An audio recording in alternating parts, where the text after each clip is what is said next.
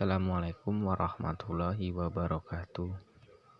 Saya Holis Kurniawan, mahasiswa IAIN Metro, jurusan Pendidikan Bahasa Arab. Di sini saya akan menjelaskan sedikit tentang wirausaha, yaitu tentang jenis, fungsi, dan peran kewirausahaan. 1. Jenis-jenis kewirausahaan. Yang pertama, wirausahaan rutin, yaitu wirausahaan yang dalam melakukan kegiatan sehari-harinya cenderung berfokus pada pemecahan masalah dan perbaikan standar prestasi tradisional. Fungsinya yaitu adalah mengadakan perbaikan terhadap standar tradisional, bukan penyusunan dan pengalokasian sumber-sumber. Yang kedua, wirausahaan arbitrase, yaitu yang selalu mencari peluang melalui kegiatan penemuan dan pemanfaatan, misalnya bila tidak terjadi equilibrium dalam penawaran dan permintaan pasar, ia akan membeli dengan murah dan menjualnya dengan mahal. 3. Wirausahaan inovatif, yaitu wirausahaan dinamis yang menghasilkan ide dan tidak saja dalam memperkenalkan teknik dan produk baru, tetapi juga dalam pasar dan sumber pengadaan peningkatan teknik manajemen. Sementara itu, Thomas Zimmer mengelompokkan wirausahaan berdasarkan pada profilnya menjadi 4, yaitu 1. Part-time entrepreneurship, yaitu wirausahaan yang hanya setengah waktu melakukan usaha.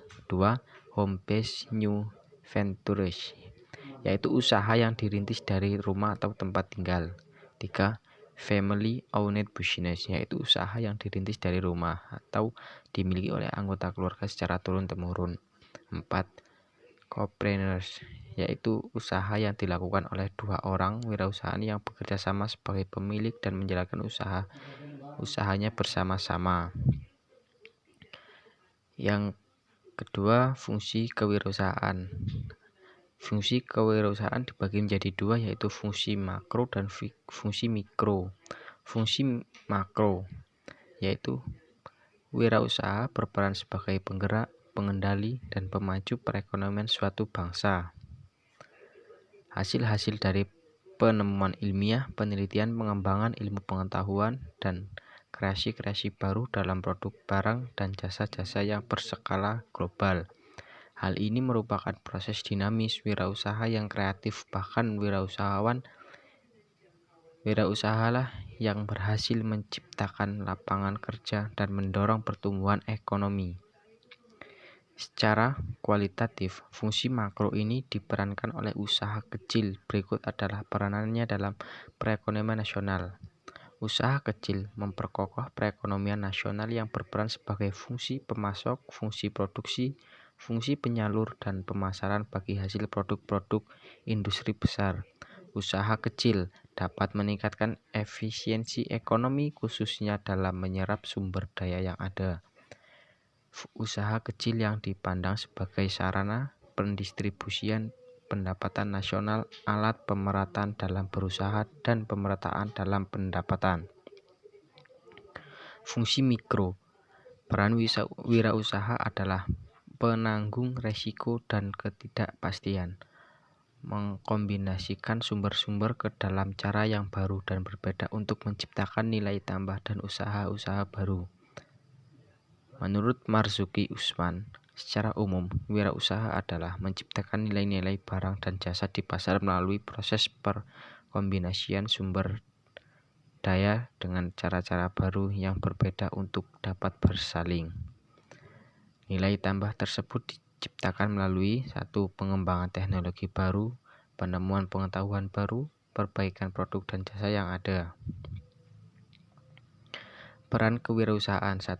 Meningkatkan pendapatan nasional, yaitu suatu inovasi yang diberikan dan dibuat oleh para wirausaha membuat jumlah perminatannya meningkat. Oleh sebab itu, jumlah produksinya akan naik.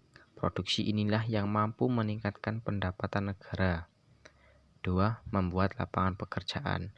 Dengan banyaknya pengangguran dikarenakan sedikitnya lapangan kerja yang disediakan oleh pemerintah membuat semakin sulit situasi di sekitarnya. 3. Mengurangi kesenjangan sosial dan ekonomi, yaitu mereka yang ingin menjadi seorang wirausaha harus akan mampu menghasilkan peningkatan pada pendapatannya. Inilah yang membuat kesenjangan ekonomi dan sosial dapat ditekan dan dikurangi. 4. Membuat taraf hidup masyarakat. Wirausaha yang merupakan seseorang yang dapat menciptakan lapangan pekerjaan karena secara langsung mereka bisa menyerap pengangguran khususnya di sekitar usahanya tersebut, sehingga kesimpulannya